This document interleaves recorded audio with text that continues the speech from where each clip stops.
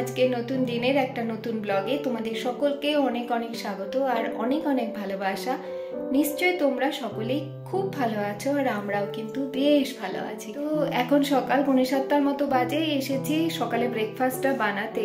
তো ব্রেকফাস্টে আজকে তেমন কোনো ঝামেলা নেই, আজকে বানাবে একটু ওটসের স্মুদি। ওটসের স্মুদিটা না আমি সাধারণত কলা দিয়েই বানাই, কারণ কলার ভেতরে যে মিষ্টিটা থাকে না, তার ফলে কি আর বাইরে থেকে কোনো মিষ্টি বা কোনো কিছু অ্যাড করতে হয় না। আর যদিও বা মিষ্টুর একটু এত লাগে, মাঝে মাঝে আমি ওটার মধ্যে একটু ম্যাপেল সিরাপ বা ডেট সিরাপ মিশিয়ে দিই। তো চলো ঝটপট করে আগে ব্রেকফাস্টটা বানিয়ে নিই, তারপর তোমাদের সাথে কথা বলছি। আর ব্লগটা আজকে আমি এখান থেকেই শুরু করছি। পড়েছিস জুতো? সকাল সকাল একটা চোখে হাত। বাই।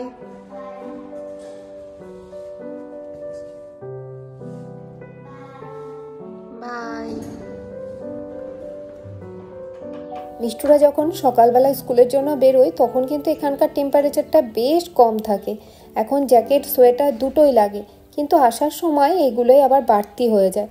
কেন বলো তো? এখন সকালবেলা 8 ডিগ্রি সেন্টিগ্রেড লাগবেই, আর আসার সময় টেম্পারেচারটা বেড়ে হয়ে যায় 17-18 ডিগ্রি। আর দুপুরের পর থেকেই তো টেম্পারেচারটা আরোই বেড়ে যায়, 20 ডিগ্রি সেন্টিগ্রেডের কাছাকাছিও চলে যাচ্ছে। আমার তো এই বছরে মনে হচ্ছে আগের বছরের থেকে ঠান্ডাটা একটু বেশি দিন ধরেই আছে, কারণ এখনও না এখানে গরমটা ঠিকঠাক আসেনি। আগের বছর কিন্তু এইরকম টাইমে ভালোই গরম পড়ে গেছিল। আর এই দেখো আমার চন্দ্রমল্লিকা ফুলের গাছটাতে কত ফুল এসেছে। এই বছর মনে হচ্ছে বৃষ্টিটা একটু বেশিই হচ্ছে। যখনই দেখছি যে টেম্পারেচারটা একটু বেশির দিকে যাচ্ছে, প্রায় 20-21 ডিগ্রি সেন্টিগ্রেড হচ্ছে, তারপরেই দেখছি আবার বৃষ্টি হচ্ছে আর টেম্পারেচারটা আবার কমে যাচ্ছে। আমাদের এই ঘরটা না, বাড়িটা পুরোটাই পূর্ব দিকে, যে কারণে সকালবেলা রোদটা খুব সুন্দর ঘরে কিন্তু আসে। আর ব্যালকনিতে তো পুরো 12:30 পর্যন্ত রোদ থাকে। এখন ওয়েদারটা ভালো হয়ে গেছে, তো বিকেলবেলা একটু হাঁটতে গেলে ভালো হয়, কিন্তু ওই বিকেলবেলাতে না রোজ দিন আর যাওয়া হয়ে ওঠে না। এই জন্য সকালবেলায় হেঁটে নিলে কি কাজটা শেষ হয়ে যায়। তো আমি সকালবেলায় খুব বেশিক্ষণ হাঁটি না, ওই 30 মিনিটের মতো হাঁটি।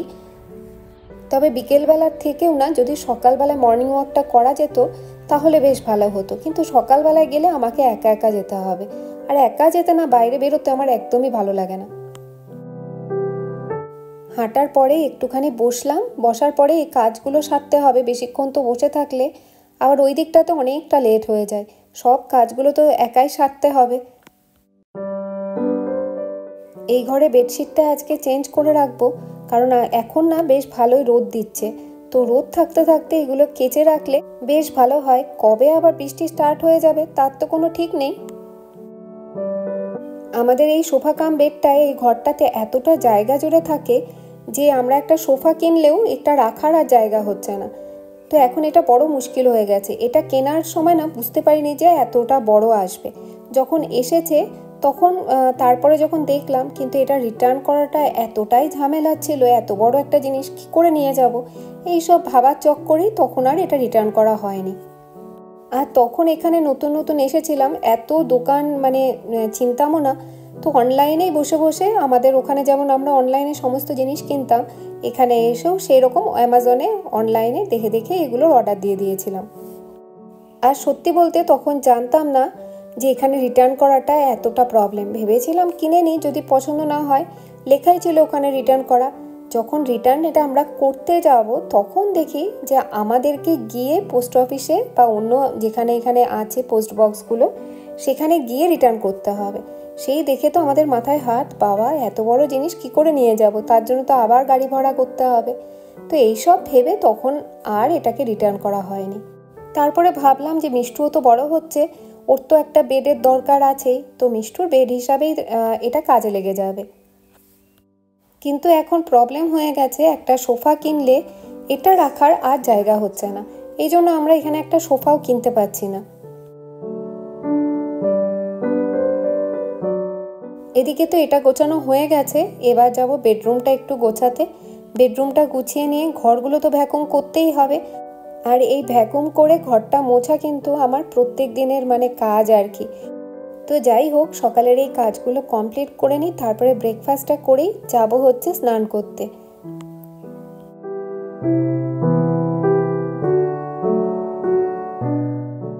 বাড়িতে এখন অনেকগুলো এক্সট্রা কাজ জমে আছে, তো এই কাজগুলোকে ভাবছি অল্প অল্প করে একটু শেষ করব। তা আজকে একটা কাজ নিয়ে বসেছিলাম, তাও ফুল কমপ্লিট করতে পারিনি। দেখলাম যে অনেকটা বেলা হয়ে গেছে, এবার যেতেই হবে রান্নাঘরে রান্না করতে। এখন 12টা বাজে আর মিষ্টু স্কুল থেকে এসে গেছে।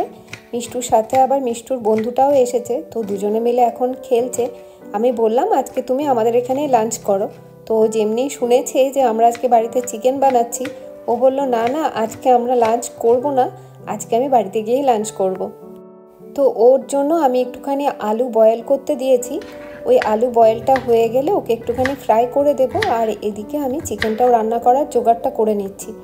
আর জানো তো আমাদের এখানে এই যে আদাগুলো পাওয়া যায়, এই আদাগুলো হচ্ছে এখানকার বায়ো, মানে যেগুলো অর্গানিক আর কি।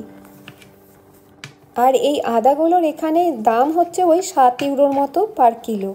আর এখানে যে রসুনগুলো পাওয়া যায় এগুলোও কিন্তু বায়ো, আর এগুলোর কোয়াগুলো না বেশ মোটা মোটা যেহেতু হয়, সেহেতু কিন্তু এগুলো ছাড়াতে না খুব সুবিধে। আর এই রসুনগুলোর এখানে দাম পড়ে মোটামুটি ওই 11, কোনো টাইমে 12 ইউরো এইরকমই।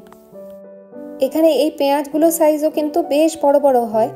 আর যে ব্যাগগুলো আমরা আনি না, এই ব্যাগগুলোর ভেতরে খুব কম সংখ্যক পেঁয়াজই থাকে ছোট সাইজে, যে কারণে মাঝে মাঝেই যখন কোনো রান্নাতে ছোট পেঁয়াজ, মানে যেখানে হয়তো অল্প পেঁয়াজ লাগবে, সেক্ষেত্রেই পড়তে হয় বড় প্রবলেমে।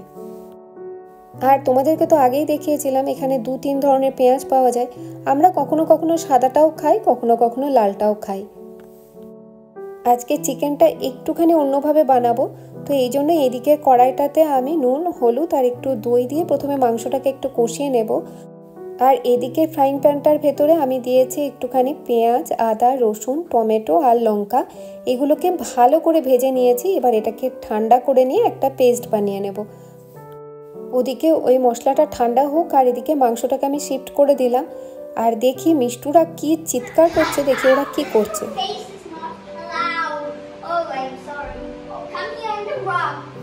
ওরা ওইদিকে খেলুক, আমি এদিকে মাংসতে জিরে আর যে ধনেটা বেটে রেখেছিলাম সেটা আগে দিয়ে নিই, তারপরে মশলাটাকে একটুখানি কষিয়ে নিয়ে তার ভেতরে দেব ওই মশলাটা। আসলে কি এখানকার মাংসগুলো তো সবই ফ্রোজেন থাকে, এই জন্য না ভীষণ জলও বেরোয় আর তাড়াতাড়ি হয়েও যায়। তো মাংসটা অনেকটাই হয়ে এসেছে।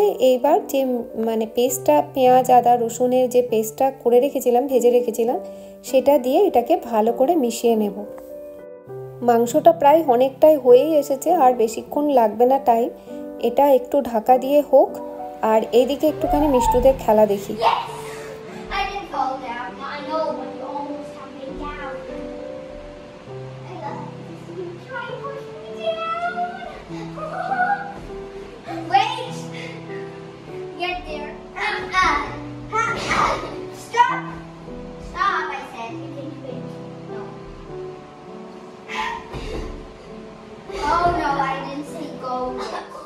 জোর কদমে ওরা খেলছে, খেলুক। আর এদিকে আমার মাংসটাও হয়ে এসেছে। মাংসটার ভেতরে এখন একটুখানি কাসুরি মেথি দিয়ে এটাকে নামিয়ে নেব। এটার মধ্যে ধনেপাতা দিলেও খুব ভালো লাগে, কিন্তু এখন ধনেপাতা আমার কাছে নেই। তো যাই হোক, চলো ব্লগটাকে আজকে এখানেই শেষ করছি। আর ব্লগটা তোমাদের ভালো লাগলে একটা লাইক আর একটা কমেন্ট করে দিও। দেখা হবে নতুন একটা ব্লগে। ততক্ষণের জন্য বাই বাই।